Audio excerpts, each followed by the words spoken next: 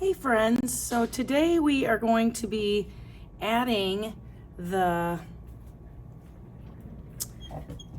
shadows and shading to all of our different shapes, and then you're going to be creating your own shape. So I'm going to kind of walk you through what this looks like. Here it is in the final version state, and now I'm going to show you about how to go about adding those values into each one of your shapes.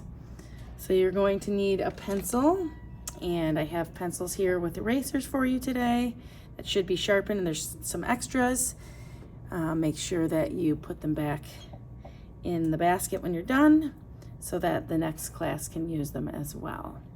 All right, so we have our grayscale or our value scale that goes from 1 to 8, and the 8 being 8 layers, 1 being 1 layer. And you're gonna need to find your light source to start. So choose a spot that you want your light source to be coming from. I'm gonna have mine be right here, and then just simply show kind of how that light source projects. And then I'm gonna leave a space of whiteness here because that's where the light is kind of bouncing off the ball. It's directly hitting it. And then I'm just gonna kind of make some light bands. And these are going to be each of those 8 layers, right? And then I'm going to make a line in the background. This will be my table surface. And if it's easiest for you to just go ahead and do that right away, you could add that to all of them. It's usually about halfway up or a little bit higher than halfway up the picture.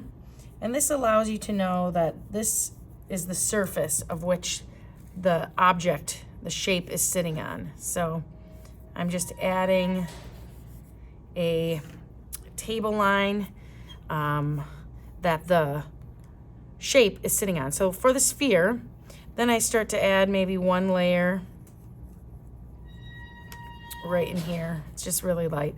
And then the next one I can choose to come all the way down, and I'm going just up and down. And then I can go the opposite direction and come back, and that will be my second layer. And then the third layer should have about this darkness. So I'm going to come through and I'm going to go down, and then I'm going to go back the same direction, kind of like we did for steps 1 and 2. And then this third time I'm just going to kind of come in a different direction. I'm going to make it, turn the paper if you need to.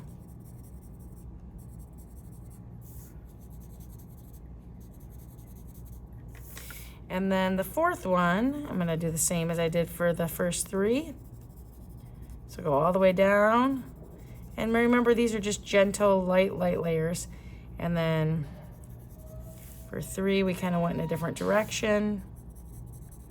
And then I'll do the same thing, only coming back. So I'm switching up the way I'm making the marks. Now it's more of a sideways motion, just to fill in those other greens. And then the next band, we're gonna do 5 layers, so all the way down. And all the way back. Just make sure you're counting, and you could even do it in the same direction each time. Just make sure you're adding another layer. This is layer 4. And notice how I turn the paper to just help me my line. So I see that it's gradually or slowly getting darker. So now this is going to be 6. And if it's easiest for you to kind of go in a rainbow motion, do that instead. So 1, 2, 3, 4, 5, 6. Okay, so it's gotten a little bit darker, and then I'm going to move on to 7.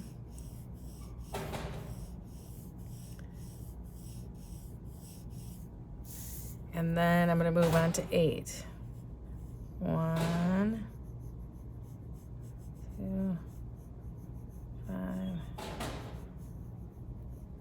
6, 7. And if you need to hold your pencil differently like I am, and you can see that this back part is the darkest. Now you might have some over hanging marks like I do because you were trying to be gentle and loose with your pencil, which is great. So just erase those as needed. And then this is the light source. So if the light source is on the left, then our shadow should be on the opposite side. So the light hits here, the object is here, so it's blocking the light, and then the shadow appears as a result. And the shadows usually look more of like an oval or elongated a little bit because the light source is not on top. If it was on top, then the shadow would just be just right here. So I'm gonna go ahead and fill this space in now.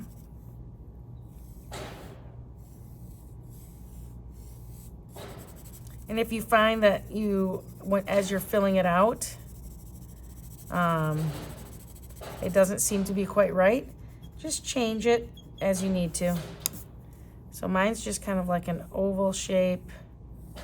It's representing the sphere, but it comes out looking more like an oval marking. And it's on the back side, the space where the light cannot reach. And it's darkest right below the ball right here because there's some light that kind of creeps over the top and further back on the table because the ball is not blocking that space as much. So it's darkest kind of right next to the sphere in here.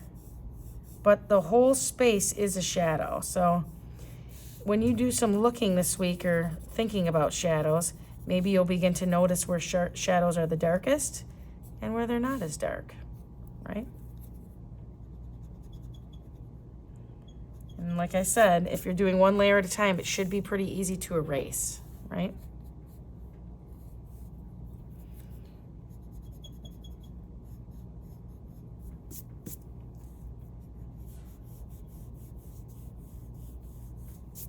Okay, now that we have this one done, then we're gonna move to the next one, and that's the cylinder. And then I'm gonna let you do the other two on your own. So for the cylinder, it's similar. You have to choose where you want your light source, and if it's easiest, just stick with your light source being in the same spot each time. You can always play around with trying to have different light sources as you get more accustomed to working with shadows and the value scale and shading. So here's my light source. That means my shadow is going to be on the other side. And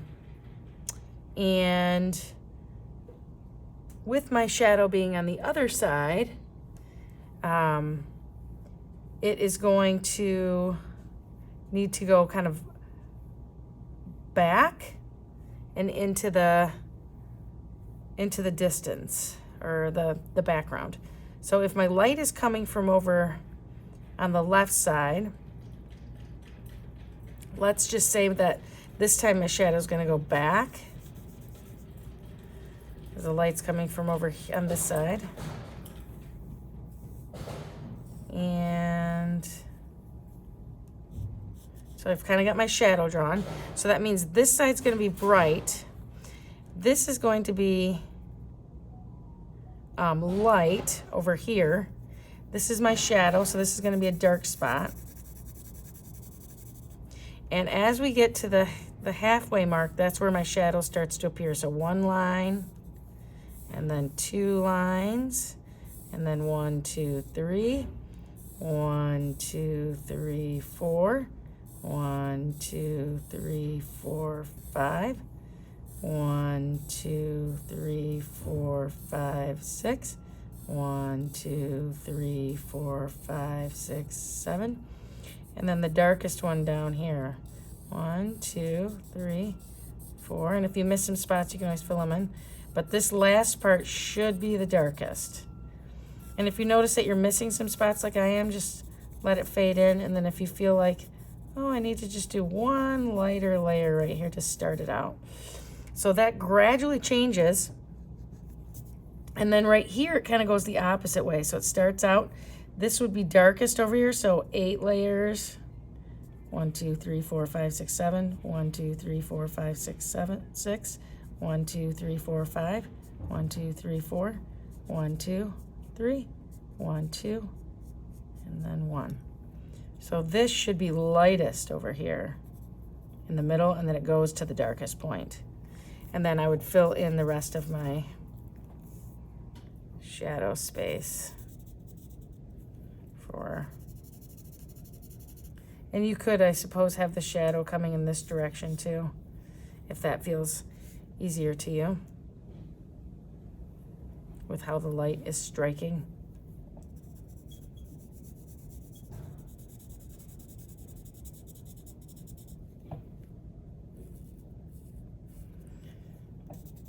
And there is a video to watch about light and shading. And again, the darkest part is always right behind the image. So that's kind of where we're at with this project. And then I will have examples for you with the other two. I hope you enjoy this today. I can't wait to see them when they're finished.